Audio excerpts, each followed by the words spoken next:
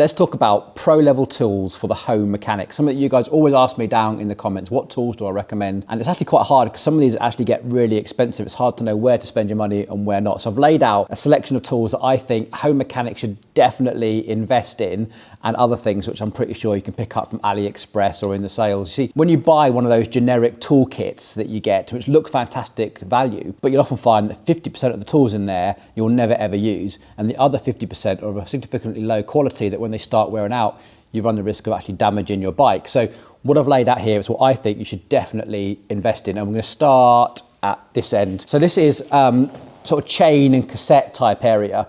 So I'm going to start with this little thing from Ice Tools. This is a cassette removal tool, and it comes with a 12mm pin so that it's actually engaged with the hubs that you're working with. And also it's got quite long splines, so when you are working with something like micro spline or the SRAM cassettes, you get a really good engagement here as well. Now, the reason I like this is because, one, it has some wrench flats in case you're using a big spanner or an adjustable, but also a 1/2-inch drive. And I think most people have a decent socket set at home, or you can pick up a 1/2-inch breaker bar online relatively cheaply. This is the part that really matters. The actual quality of the breaker bar doesn't matter too much. We're not really putting that much force on it.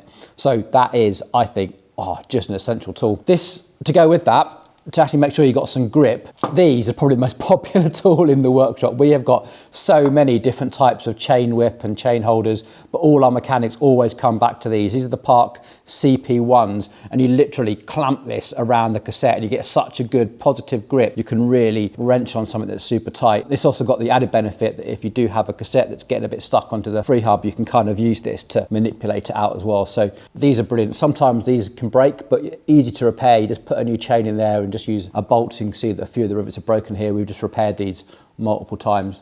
Absolutely awesome.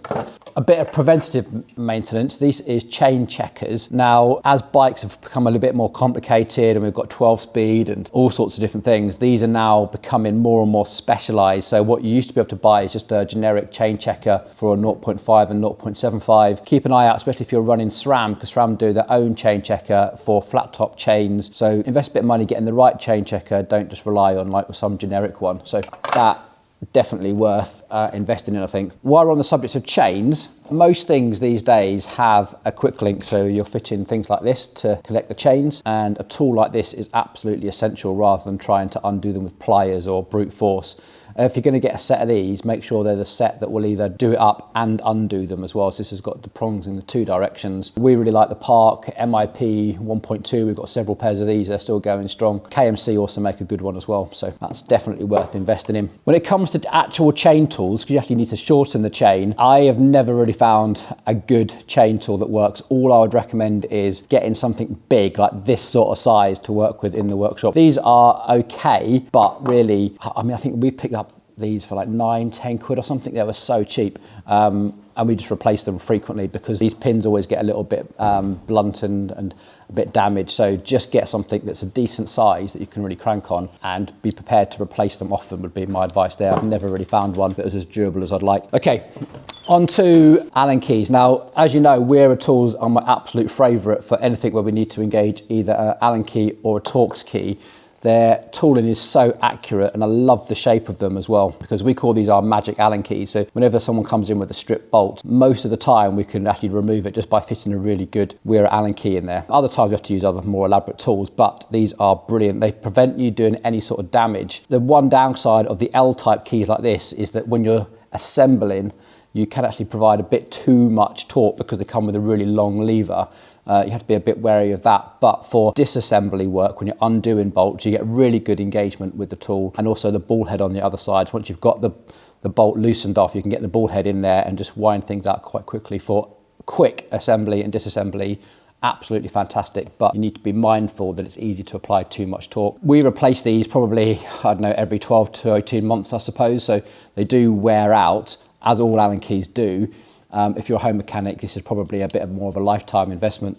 They're expensive, but they do several sets. So you can get shorter ones which are a little bit cheaper, and that might prevent you from over torquing, but then you miss that leverage for undoing things.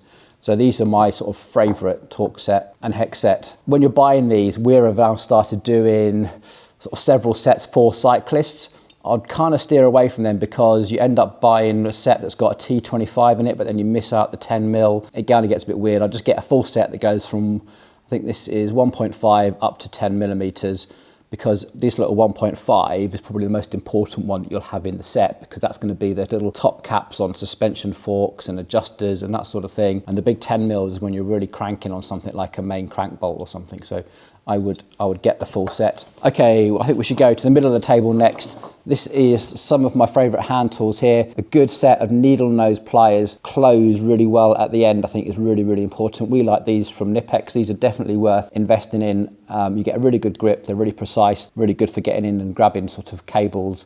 All sorts, you can't go wrong with that. You can do quite a lot of damage with a really poor quality set of pliers, so get something good. This little Cobra tool from Knipex is as well as one of my favourite. We don't use spanners and wrenches that much on bikes anymore, but when we do, they tend to be a mixture of imperial sizes and metric sizes, and sometimes they can be covered in dirt. With these, you actually get such a positive grip on the nut. It's hard to ever need to reach for a spanner, really. So these come in loads of different sizes. The smallest one is probably the most useful, and it's sort of something that you can take with you on a holiday or something as well. Definitely a good bit of kit, quite pricey, but that will last you a lifetime. When it comes to cable cutters, don't mess around, just get the best ones. If you just get cheap ones, the cables are going to fray, you're going to end up in a bit of a mess, and you're going to end up replacing cables when you sort of cut them and they frayed a little bit and you can't just thread them through again. So we like the Park ones. I have tried the Knipex ones, haven't had much success with them, sadly. I always sort of keep coming back to the Park ones, and again, something that we replace fairly regularly, but most home mechanics should probably do one of these for a lifetime, really. And then a whole load of little selection of useful bits and pieces that we've discovered over the years, really. So this is a 5-sided spanner. So this is awesome for doing brake hoses, especially when you want to get a really good engagement on the brake hoses. That is fantastic. This is for undoing the little valves on tubeless valves. This is the best one we've come across. This is the stands, no tubes. Great for undoing the Schrader valves you might find in your suspension, or the Presta valves that you might find on your tubeless valves. Yeah, we keep buying these ones because these are the best ones that we've come across. This is a cool little tool from Unua. This is the Hub Genie. Oh, and this is amazing for undoing those hub end caps. So you literally put this into the hub end cap, expand out, and then give it a good pull. So it stops you having to bodge it by putting a pair of pliers on and like scratch up all your hub end caps by trying to pull them off with a set of pliers, etc. So this is an almost constant use in the workshop. It's so useful. A couple of little things on spoke keys. If you're going to buy a spoke key just for, tighten up the odd loose spoke, etc., then look for one that's got 4 sides, especially if you're on the home mechanic. So here in the workshop, we will use one of these which has got 3 sides. This is quite good for very quick assembly work, and we just don't have then much tension on the wheel, but we just want to quickly move from spoke to spoke. We don't put any tension on the spoke with this one. When we're coming to actually doing things up a little bit tighter, we use one of these 4-sided ones. Every mechanic's got their own preference. I personally like the Park one. Other guys here like the spokey ones. These are pretty good, but they do wear out, and they're sort of cheap enough that you can replace them frequently. I think with any cheaper tool, as long as you replace them frequently, they are going to work. 4-sided, it's so much more engagement. There's much less chance of doing any damage to quite a delicate component. And just to finish up, a word on torque wrenches, because I know you guys are going to ask, like, oh, you haven't mentioned torque wrenches yet. The reason is that torque wrenches are really good ones, are really expensive, and they need calibrating. And I tend to find that the torque wrenches that we have here, if they're in constant use, they very rarely go out of calibration. We've got so many sets here that we can calibrate one against the other, and we send them off when we need to. The ones that tend to sit in the cupboard and don't get used very often are the ones that tend to go out of calibration more often. So my recommendation for a home mechanic is generally keep this fairly cheap, and think about replacing it often. So this is from Empire. I think these come in at about 45 to 50 quid.